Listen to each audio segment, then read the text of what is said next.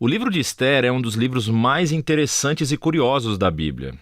A história se passa 100 anos após o exílio babilônico dos israelitas de sua terra. E embora alguns judeus tenham retornado a Jerusalém, como Esdras e Neemias, muitos não o fizeram. O livro de Ester é sobre uma comunidade judaica que vivia em Suzã, a capital do antigo Império Persa. Os personagens principais dessa história são dois judeus, Mordecai e a sua sobrinha Ester. E também há o rei da Pérsia, que é uma espécie de bêbado nessa história. E o oficial persa, Amã, que é o astuto vilão. Agora, esse é um livro curioso na Bíblia, principalmente pelo fato de que o nome de Deus não é mencionado nenhuma vez, o que pode parecer estranho. Quer dizer, a Bíblia não é sobre Deus? Mas essa é uma técnica brilhante do autor, que aliás é anônimo. É um convite para ler essa história em busca do mover de Deus. E há sinais disso em todo lugar. A história é cheia de coincidências muito estranhas e inversões irônicas, e tudo isso força você a ver o propósito de Deus por trás de tudo.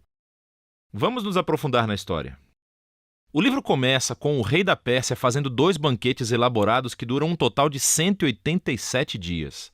E é tudo pelo propósito grandioso de exibir a sua grandeza e esplendor.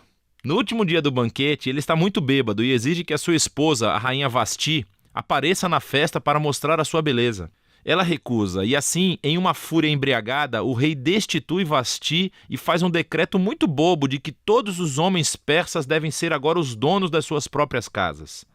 Então ele realiza um concurso de beleza com o objetivo de encontrar uma nova rainha. Isso é como uma novela muito ruim, mas é aqui que conhecemos Ester e Mordecai. Ester esconde a sua identidade judaica, entra no concurso de beleza e vence. E o rei fica tão obcecado com Ester que ele a exalta para se tornar a nova rainha da Pérsia. Depois disso, e de forma acidental, acontece de Mordecai ouvir 2 guardas reais conspirando para assassinar o rei. E assim ele informa Ester, que por sua vez informa ao rei, e Mordecai recebe crédito por salvar a vida do rei. Desde o começo, Deus não é mencionado em nenhum lugar.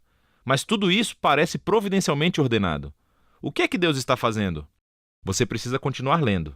A seguir, somos apresentados a Amã, que na verdade não é persa. Ele é chamado de Agagita. Ele é um descendente dos antigos cananeus. Lembre-se de 1 Samuel capítulo 15. O rei eleva Amã à posição mais alta do reino e ele exige que todos se ajoelhem diante de Amã.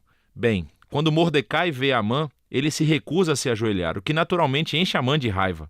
E quando ele descobre que Mordecai é judeu, Amã convence o rei com sucesso a fazer um decreto louco para destruir todo o povo judeu. E para decidir a data da aniquilação dos judeus, Amã joga os dados. Um dado é chamado Pur, em hebraico. Guarde isso para mais tarde. 11 meses depois, no dia 13 de Adar, todos os judeus morrerão. Amã e o rei então fazem um banquete para celebrar a sua decisão, que foi realmente terrível. O foco agora volta para Mordecai e Ester, que são a única esperança para o povo judeu.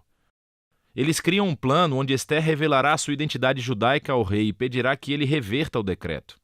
Mas aproximar-se do rei sem um pedido real é, segundo a lei persa, um ato que merece a morte. Assim, em uma declaração importante, Mordecai está confiante de que, mesmo que Ester permaneça em silêncio, a libertação para os judeus virá de outro lugar. E então, Mordecai se pergunta em voz alta, e ele diz, quem sabe? Talvez você tenha se tornado rainha para um momento como este. Ester responde com coragem e tenciona ir ao rei com suas palavras incríveis. Se eu perecer, pereço. Sabendo o que acontece, observamos a inversão irônica de todos os planos malignos de Amã. Então, Ester realiza um primeiro banquete para o rei e Amã, e diz que quer fazer um pedido especial para ambos em um banquete exclusivo no dia seguinte.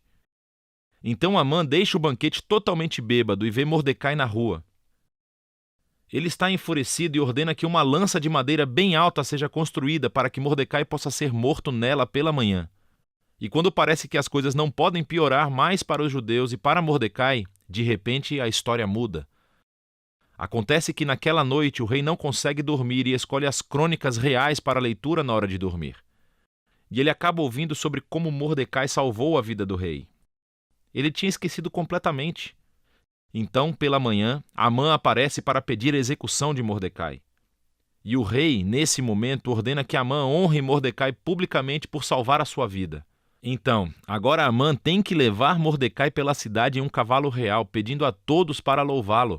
Este momento na história é um pivô para todo o livro. E assim começa a queda de Amã e a ascensão de Mordecai ao poder. Veja como funciona. O dia seguinte é o segundo banquete de Ester. Então o rei e Amã chegam e Ester informa ao rei que, em primeiro lugar, ela é judia. E segundo, que Amã promulgou um decreto para assassiná-la e matar Mordecai, que salvou a sua vida, e assassinar todos os judeus. O rei já tinha bebido muito, e quando ele ouve essa notícia, ele começa mais uma fúria embriagada. Ele ordena que Amã seja morto na própria estaca que fez para Mordecai. É uma maneira irônica e horrível de morrer para Amã. A execução de Amã, no entanto, não resolve o problema do decreto de matar todos os judeus. Então o foco agora volta para Ester e Mordecai, enquanto fazem um plano para reverter o decreto. Eles descobrem que o rei não pode revogar um decreto que já fez. Em vez disso, o rei manda Mordecai emitir um contra-decreto. No dia marcado em que todos os judeus deveriam ser mortos, dia 13 de Adar, os judeus são ordenados a se defender e a destruir qualquer um que conspirasse para matá-los. Então, Mordecai, Ester e os judeus em todos os lugares fazem banquetes e festas para celebrar esse novo decreto, e Mordecai é colocado em um assento ao lado do rei.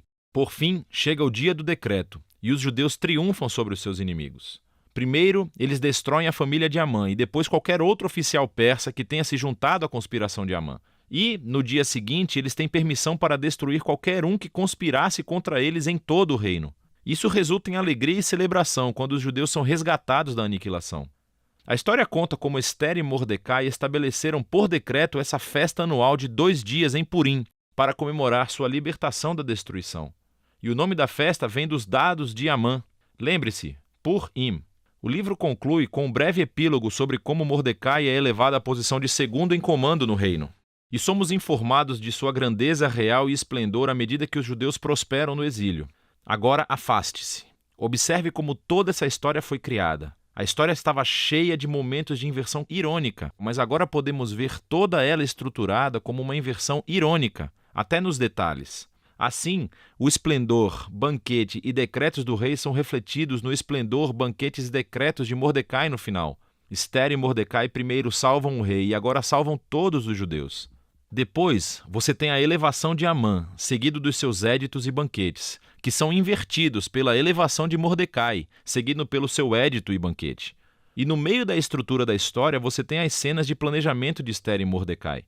E depois temos os 2 banquetes de Ester que emolduram o maior momento da inversão em toda a história, a humilhação de Amã e a exaltação de Mordecai.